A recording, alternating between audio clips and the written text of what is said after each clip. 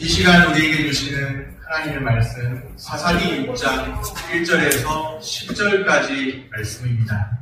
구약성경 369쪽입니다.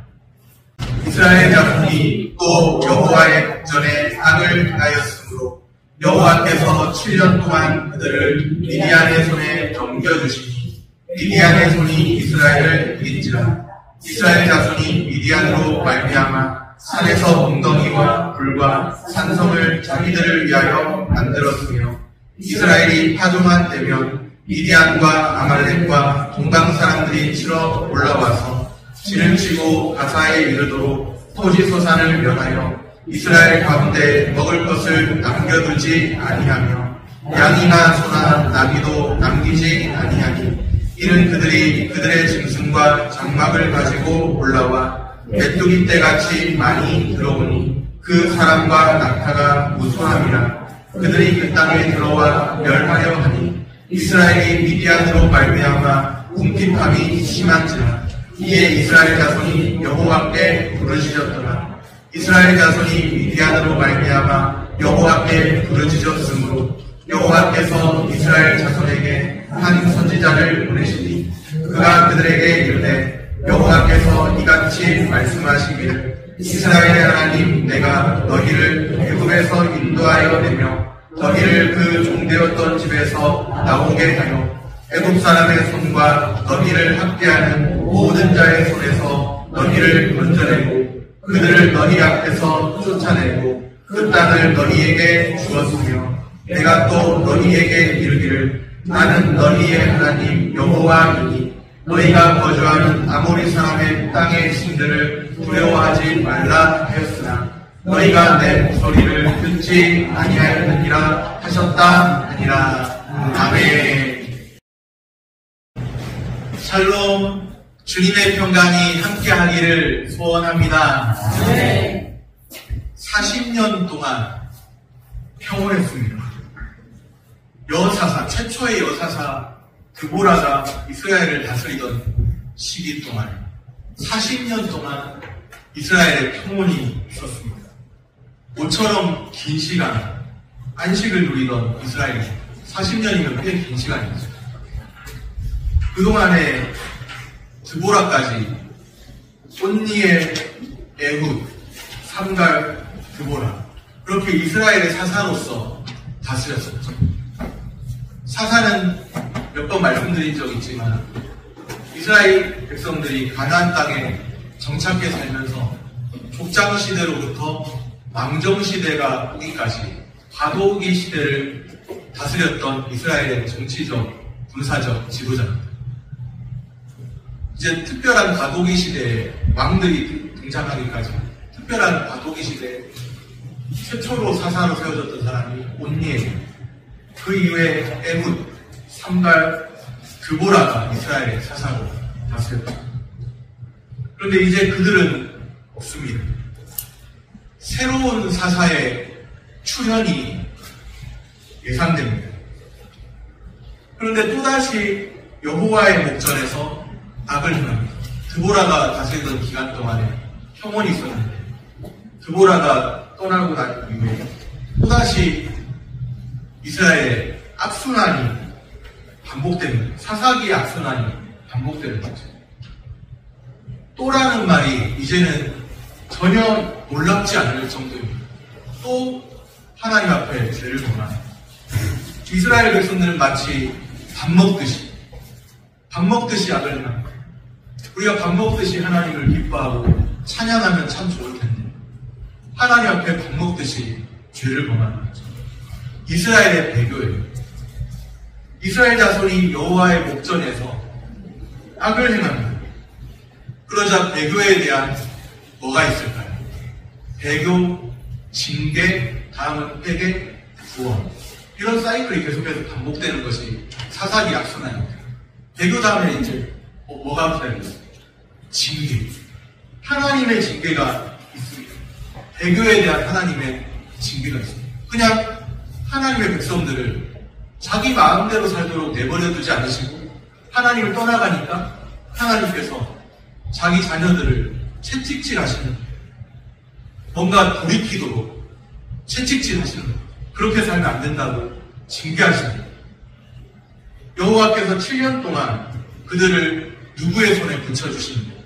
대적들의 손에 붙여주시는데 미디안의 손에 붙여주십니다. 넘겨주십니다. 배교 징계가 있는 거죠. 이스라엘은 매우 극심한 고통을 겪어야 했습니다. 다른 대적들의 손에 넘겨지고 극심한 고통을 겪어야 했습니다. 그 고통이 얼마나 큰지. 그 다음은 이제 배교, 징계, 회개잖아요. 물론 일시적인 회개였지만 그 고통이 얼마나 큰지 부르짖지 않을 수 없었습니다. 누구에게? 하나님께 부르짖는 거예요. 고통이 없을 때는 하나님을 찾지도 않았는데 고통이 밀려오고 극심한 고통이 있다 보니까 하나님 살려주세요. 그 말이 그냥 튀어나오는 자연스럽습니다. 그 고통이 얼마나 큰지 이스라엘 백성은 여호와께 부르짖지 않을 수 없었습니다. 이스라엘 자손이 먼저 미디안에게 패배하는 장면이 나오는데 2절 말씀입니다. 오늘 본문 2절입니다. 미디안의 손이 이스라엘을 이긴지라 이스라엘 자손이 미디안으로 말미암아 산에서 웅덩이와 불과 산성을 자기들을 위하여 만들었습니다. 이스라엘 자손이 미디안을 이겨야 할 텐데 대적들을 이겨야 될 텐데 오히려 대적들이 이스라엘을 이겼다는 거죠. 미디안의 손이 이스라엘을 이긴지. 이스라엘 자손은 미디안으로 인해서 산에서 웅덩이, 불, 산성을 만들어서 은닉하고 숨어있고 피해야 했습니다. 대적들의 손이 이스라엘을 이깁니다. 현대인의 성경에 보면 2절을 이렇게 번역하고 있습니다. 미디안 사람들이 너무 잔인했기 때문에 이스라엘 사람들은 산속 동굴과 안전지대로 피신해 살았다. 이스라엘이 미디안을 이겼다면 피신해 사는 일도 없었을지 모릅니다. 미디안의 손에 패배하고 잔인한 그 미디안 사람들 때문에 피해야 했습니다. 산속으로 동굴로 안전지대로 피신해 살아야 했습니다. 미디안으로 인해서 이스라엘 궁핍함이 심하게 되었습니다. 그러자 이스라엘이 여호와께 부르짖는 극심한 궁핍함이 있을 때 부르짖습니다. 6절 말씀입니다. 우리 6절 말씀 같이 읽겠습니다. 이스라엘이 미디안으로 말미암아 궁핍함이 심한지라 이에 이스라엘 자손이 여호와께 부르짖었더라. 네, 여호와께 부르짖었다. 드디어 부르짖습니다. 하나님이 생각이 안 났었는데 하나님을 떠나 살았었는데 뭐하니까 하나님께 부르짖는 거죠. 궁핍함이 심한지 궁핍함이 심하니까 그때야 비로소 하나님을 또 찾는 겁니다. 궁핍함이 없었을 때는요, 배부르고 등 따을 때는 하나님 찾지도 않았습니다. 그런데 궁핍함이 심하니까 그때야 비로소 하나님께 부르짖기 시작합니다. 사람이 얼마나 사람의 마음이 그런 것인지 궁핍함이 심한 상황이 와야 부르짖게 되는 것 같습니다. 궁핍함이 심한 상황이 와야 그때야 비로소 하나님을 떠올리기 시작합니다. 이스라엘의 죄악이 아주 고질적입니다. 평탄할 때는 악을 즐겼습니다. 하나님을 떠나 살았습니다. 그런데 어려움이 닥치니까 하나님께 울부짖고 마치 오늘 우리의 모습과 흡사하지는 않습니다. 하나님을 한 주간 동안 다 잊고 살았는데 궁핍함이 몰려오니까 그때야 비로소 하나님을 찾습니다. 그래도 그렇게 하는 것이 있기라도 한다면 주일에라도 하나님을 찾는다면 주의 날에라도 하나님을 찾는다면 그나마 다행이라고 생각합니다. 주의 날인지 모르고 어떤 사람들은 하나님을 찾지도 않고 일주일 중에 6일을 자기 자신을 위해서 살았는데 또 하루 주의 날마저도 하나님을 찾지도 않는 사람도 있습니다. 그런데 주의 날에라도 하나님을 떠올리고 내가 일주일 중에 6일은 나의 생활을 힘써했지만 일주일 중에 하루 주의 날만큼은 주님 안에서 안식을 누려야지. 일주일 중에 하루, 주일만큼은 하나님을 예배하는 자로 살아야죠. 그런 마음을 갖게 되는 것도 은혜인 것 같아요. 그러니까 그래도 부르짖어야 되는 거예요. 궁핍함이 심해도 부르짖어요. 그렇지 아니하여도 부르짖어요. 궁핍함이 심할 때는 더욱 부르짖어요. 그래도 부르짖어야 합니다. 부르짖을 때 하나님께서 뭐 하세요? 건져주십니다. 배교, 징계, 회개, 그 다음은 구원. 하나님께서 건져주시는 거예요. 그 악순환이 계속 사사기에는 반복되고 있는 것입니다. 배교하니까 떠나가니까 하나님 떠나가니까 하나님 징계하시고, 하나님 징계하시니까 하나님께 그때야 비로소 부르짖고, 부르짖으니까 하나님께서 건져주시고, 이런 악순환의 사이클이 사사기에서 반복되고 있습니다. 그런데 부르짖으니까 이번에도 또 어김없이 하나님은 건져주세요. 이 다음 순간에 떠나갈 것, 또 악순환이 반복될 것, 모르지 않으시는 하나님이십니다. 다 아시는데 우리가 이 다음 순간에 하나님 앞에 예배 잘 드린 다음에 이 다음 순간에 또 넘어질 것, 우리의 부족함으로 인해, 우리의 연약함으로 인해 또 넘어질 것 다 아시는데 부르짖으면 어김없이, 변함없이 다 아시면서도 건져주시는 하나님이십니다. 우리는 하나님을 늘 떠나가죠. 늘 떠나갈 때가 많죠. 그런데 하나님은 변함없이 우리를 찾으시고, 우리가 부르짖으면 어김없이, 변함없이 구원하시는 하나님이십니다. 부르짖어야 합니다. 부르짖을 때 건져주십니다. 하나님 앞에 절박한 심정으로 부르짖어야 됩니다.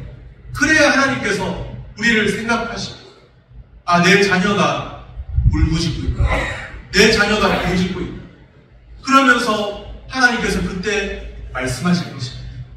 히스기야에게 하신 것입니다. 히스기야가 죽을 병에 걸렸을 때 면벽하고 벽을 향해서 기도할 때 하나님 하신 말씀이죠. 내가 너의 기도를 들었고 너의 눈물을 보았노라. 부르짖어 구할 때 하나님께서 건져주십니다. 우리가 여전히 부족함이 있는 건 아시지만, 여전히 넘어질 것을 다 아시지만 부르짖으면 하나님이 건져주십니다.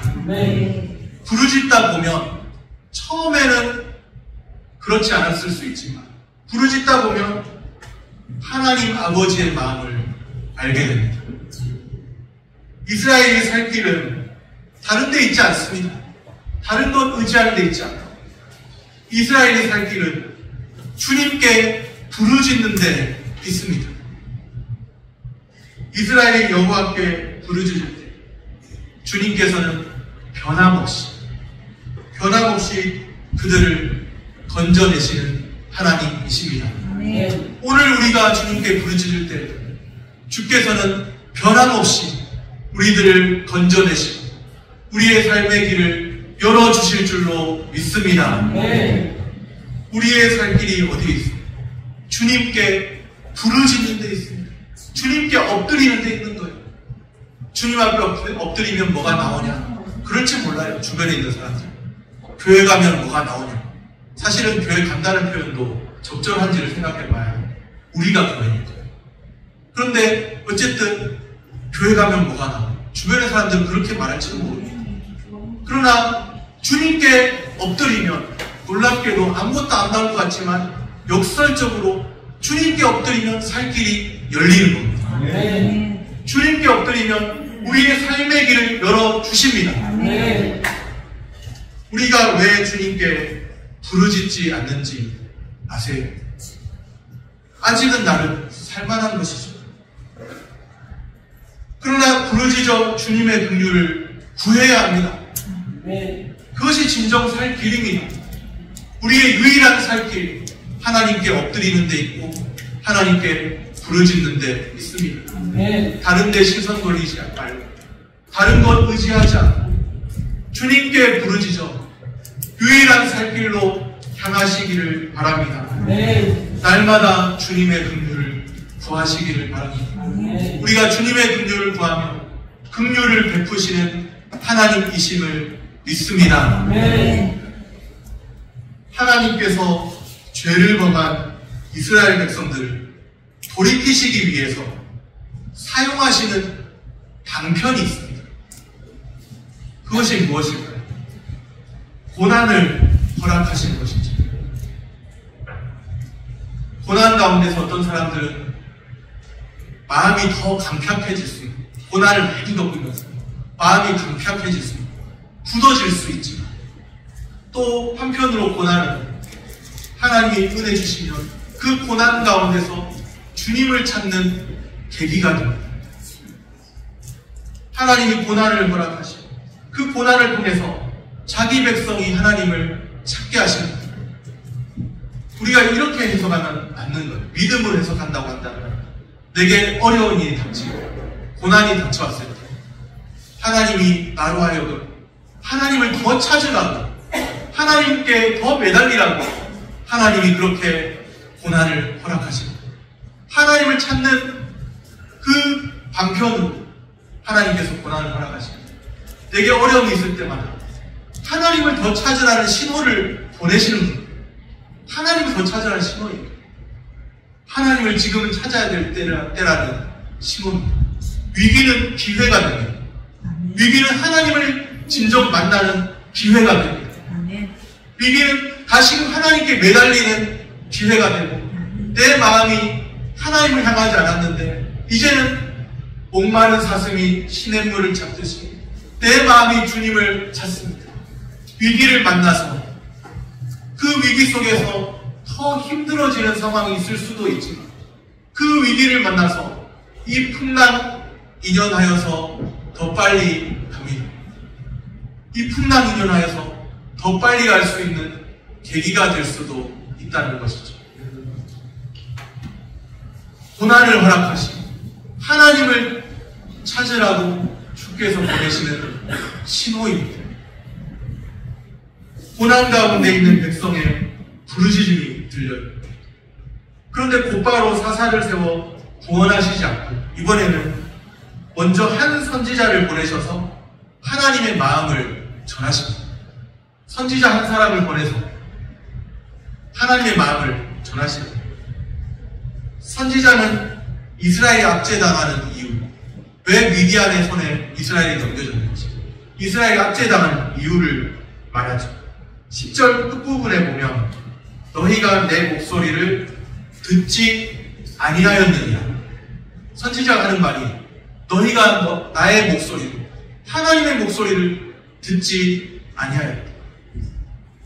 이 말씀이 들려야 합니다. 이스라엘은 여호와 하나님의 목소리를 듣지 않았습니다. 선지자를 통해 주신 하나님의 말씀이 무엇인가요? 하나님이 그동안 자기 백성에게 베풀어 주신 은혜가 있고, 그 은혜를 저버린 백성들의 죄가 있는데 그 은혜를 깨닫게 하시고 그 백성들의 죄를 책망하시는 말씀입니다. 말씀을 통해서 너희는 내 목소리를 듣지 않았다. 말씀을 통해서 그동안 받은 은혜, 또 들어야 할 책망이 무엇인지를 깊이 묵상해 보아야 합니다. 이스라엘을 애굽에서 인도하여 계신 하나님이시죠. 구원의 하나님이십니다. 그런데 이스라엘은 주님의 목소리를 듣지 않았습니다. 문제가 무엇일까요? 대적들이 쳐들어왔다는 게 문제입니까? 아닙니다. 대적들이 쳐들어왔다는 게 문제가 아니라 주님의 목소리를 듣지 않고 있다는 게 큰 문제입니다. 내게 큰 어려움이 닥쳐왔다는 게 진짜 문제일까요? 아닙니다. 주님의 목소리를, 하나님의 말씀을 청종하지 않는다는 것이 우리의 진짜 문제입니다. 내게 어려운 상황 있다. 누구에게나 다 있습니다. 어려운 상황 없는 사람이 어디에 있습니까? 여기 어려움 없는 사람 있습니까? 다 있습니다. 크고 작은 어려움들 다 있기 마련입니다. 진짜 문제는 내게 어려움이 닥쳐왔다는 데 있는 것이 아니고 하나님의 말씀을 청종하지 않는다는 데 있습니다. 하나님의 말씀을 듣고 따르지 않는다는 데 있다는 거예요. 어려움이 닥쳐왔으면 하나님을 찾아야죠. 그런데도 하나님을 찾지 않고 하나님의 말씀을 듣고 따르지 않는다는 것, 거기에 문제가 있는 겁니다. 어려움이 왔을 때 하나님을 찾으면 하나님이 왜 살 길을 열어주지 않으시겠습니까? 어려움이 왔다는 게 문제가 아니라 하나님의 말씀을 듣고 따르지 않고 하나님을 찾지도 않는다는 게 우리의 큰 문제입니다. 그냥 어려움만 보는 거예요. 그냥 어려움만 보면 어떻게 됩니까? 원망하고 불평하고 왜 나만 겪는 고난이냐, 그렇게 되는 거죠. 어려움만 보면 그렇게 되는 겁니다. 그런데 그 어려움 가운데서 하나님을 찾으면 우리의 상황이 달라집니다. 먼저는 우리의 마음이 달라지고 하나님께 부르짖으면 우리의 마음이 달라지고 우리의 마음이 달라지면 우리의 상황도 달라집니다. 어려움이 있다는 게 문제가 아니에요. 어려움은 누구에게나 있기 마련입니다. 크고 작은 상황들은 누구에게나 있고 위기가 아니라고 말하는 사람이 거의 없어요. 다 위기라고 합니다. 어느 때라도 다 우리가 위기를 만났다고 합니다. 그런데 중요한 것은 내가 이 위기를 만났을 때 하나님을 찾고 있고 하나님의 말씀을 듣고 따르고 있느냐 하는 데 있습니다. 하나님의 백성은 하나님의 말씀을 듣고 따르는 삶, 하나님의 말씀을 청종하는 삶을 살아야 합니다. 네. 오늘 우리 삶을 어디에서부터 다시 시작하면 좋을까요? 하나님의 말씀을 청종하는 것에서부터 다시 시작해야 합니다. 내가 하나님을 다시 찾고 있는지, 하나님의 말씀을 청종하고 있는지, 하나님의 말씀으로 돌아가서 하나님의 말씀을 듣고 따르는 것에서부터 다시 시작해야 합니다. 우리 다시 시작해야 합니다. 하나님의 말씀을 듣고 따르는 것에서 내가 어디에서부터 떨어져? 내가 하나님의 말씀 어디에서부터 떨어져? 하나님의 말씀을 듣고 따르고 있다. 하나님의 말씀을 듣고 따르는 것에서 다시 시작해야 합니다. 컴퓨터 잘 안 될 때 리셋 버튼 누르기도 하고 전원을 다시 껐다 다시 켜기도 하잖아요. 그런 것처럼 내 삶이 꼬여있다고 생각되어질 때, 내 삶에 위기를 만났다고 생각될 때 다시 시작해야 합니다. 하나님의 말씀을 듣고 따르는 데서부터 다시 시작해야 합니다. 오늘 복된 주일에 온전히 주님의 말씀을 듣고 따르는 은혜가 우리 가운데 있기를 소원합니다. 말씀을 정리합니다. 우리의 살 길은 주님께 부르짖음에 있습니다. 하나님의 백성은 말씀을 청종하는 삶을 살아야 합니다. 하나님께 부르짖고 하나님의 말씀을 청종하며 사시기를 축복합니다. 기도하겠습니다.